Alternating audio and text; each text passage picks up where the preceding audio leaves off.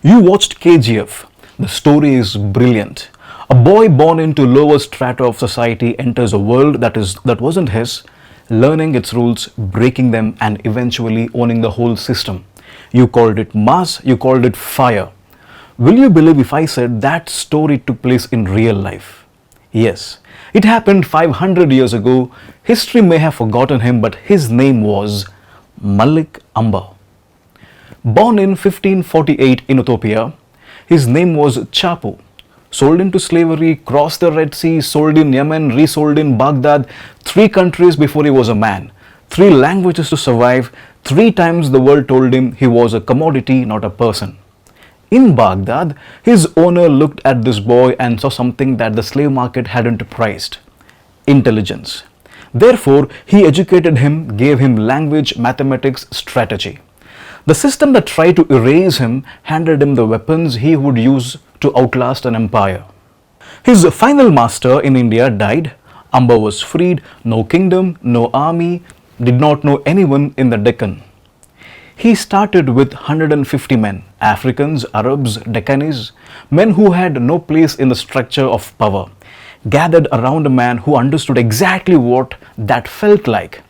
The Mughal Empire was moving south like a tide nobody could stop. Malik Ambar disagreed. The Mughal army was massive, armored, built for open field battles, where numbers decided everything. Ambar refused to give them that battle. Fast cavalry, no fixed positions, strike at night, vanish by dawn, hit supply lines, not front lines, make the enemy chase shadows. Through terrain only your men know. He didn't fight on the enemy's terms. He made the enemy fight on his. By 1610, his army had grown into 50,000. Marathas, Africans, Deccanese, all following a freed slave who had arrived with nothing. He defeated the armies of 2 Mughal emperors, Akbar and then Jahangir. Off the coast of Maharashtra, on an island in Arabian Sea, stands a fort, Murud Janjira. Malik Ambar built it. The Portuguese tried to take it, failed. The Marathas tried, failed. The British tried, failed. Janjira means invincible in Arabic. The man who was sold as a child built a fort that nobody could break. Jahangir, emperor of the Mughals, calls his finest coat painter and gives him a commission. Paint me killing Malik Ambar. The painting shows Jahangir standing on a globe, the entire world under his feet, shooting arrows through the severed head of his enemy, impaled on a javelin, an owl of death on the head, angels handing him more weapons. One problem: Malik Ambar was alive when this painting was made.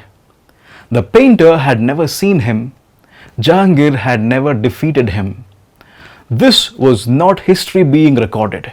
This was an emperor with the largest army in the subcontinent, sitting in his palace commissioning a fantasy, because the real man was out in the Deccan, winning. Ambar died in 1626, old on his own terms. The Mughals couldn't stop thinking about him even after he was gone. The guerrilla tactics he invented, Shivaji absorbed them.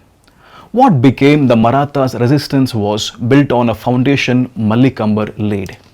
And the community he was part of, the Siddhis, they never left this soil. In Hyderabad, there is a neighborhood called AC Guards, African Cavalry Guards. 3rd, 4th, 5th generation descendants of African soldiers who served the Nizam, still living there, still Indian, still here. 500 years after one African boy crossed the ocean in chains, his people are permanent. Chapu, that was his name when he was sold.